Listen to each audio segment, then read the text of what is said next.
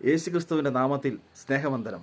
പ്രിയ സഹോദരങ്ങളെ, ഇന്ന് പരിശുദ്ധാത്മാവിൽ നിങ്ങളുമായി പങ്കുവെക്കാൻ ആഗ്രഹിക്കുന്ന ദൈവത്തിൻ്റെ വചനം സങ്കീർത്തനങ്ങൾ 127 അധ്യായം അതിൻ്റെ 3-5 വാക്യങ്ങൾ. ദൈവത്തിൻ്റെ ദാനമാണ് മക്കൾ. യൗവനത്തിൽ ജനിക്കുന്ന മക്കൾ യുദ്ധവീരൻ്റെ കയ്യിലെ അസ്ത്രങ്ങൾ പോലെയാണ്. പ്രിയ സഹോദരങ്ങൾ, നിങ്ങൾ ചിന്തിച്ചിട്ടുണ്ടോ ഈ വാക്കിൻ്റെ അർത്ഥം എന്താണെന്ന്? ദൈവത്തിൻ്റെ വചനം വിളിച്ചു പറയാൻ സത്യം.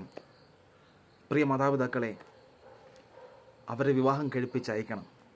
തക്ക സമയത്ത് അവർ വിവാഹം കഴിപ്പിച്ചയക്കണം. ഇന്ന് നമുക്കറിയാം, ഒത്തിരി 30 വയസ്സെല്ലാം കഴിഞ്ഞാലും വിവാഹം കഴിക്കാതെയാണെന്ന് ഒരുപാട് സഹോദരങ്ങളും സഹോദരികളും ഇരിക്കുന്നത്. പ്രിയ സഹോദരങ്ങൾ, 25, 26, 27 പോകരുത്. അവരതിനുള്ളിൽ വിവാഹം കഴിപ്പിച്ചയക്കണം. ദൈവത്തിൻ്റെ വചനമാണിത്.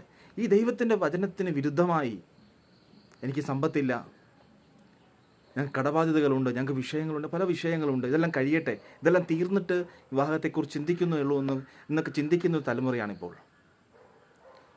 എനിക്ക് പ്രിയ സഹോദരങ്ങളോട് പറയാനുള്ളത്, നിങ്ങളൊന്നും ചിന്തിക്കേണ്ട. നിങ്ങളുടെ ബുദ്ധിമുട്ടുകളും കഷ്ടപ്പാടുകളും നിങ്ങളെ സൃഷ്ടിച്ച നിങ്ങളുടെ സൃഷ്ടാവിനറിയാം. അവിടെ നിങ്ങളുടെ സകല വിഷയങ്ങളിലും ശ്രദ്ധാലുവാണ്. ദൈവത്തിൻ്റെ വചനം പറയും, നിങ്ങളുടെ ഉത്കണ്ഠകളെല്ലാം അവിടുത്തെ ഏൽപ്പിക്കുവിൻ. അവിടെ നിങ്ങളുടെ കാര്യത്തിൽ ശ്രദ്ധാലുവാണ്. നിങ്ങൾ കുടുംബത്തെക്കുറിച്ച് നിങ്ങൾ ആഗ്രഹിക്കുമ്പോൾ, എനിക്ക് കുടുംബം വേണം നിങ്ങൾ ആഗ്രഹിക്കുമ്പോൾ, അവിടെ യേശുക്രിസ്തു ഇടപെടും. നിങ്ങളുടെ കടങ്ങളോ നിങ്ങളുടെ വിഷയം ഒന്നും യാതൊരു വിഷയവുമല്ല. അവിടെ യേശു ഇടപെട്ടിരിക്കും, നിങ്ങളെ അനുഗ്രഹിക്കും. അതുകൊണ്ട് വിവാഹത്തെക്കുറിച്ച് ചിന്തിക്കുക, ആഗ്രഹിക്കുക. യേശുക്രിസ്തു നിങ്ങളുടെ ജീവിതത്തിൽ അത്ഭുതം ചെയ്യും. ആമേൻ.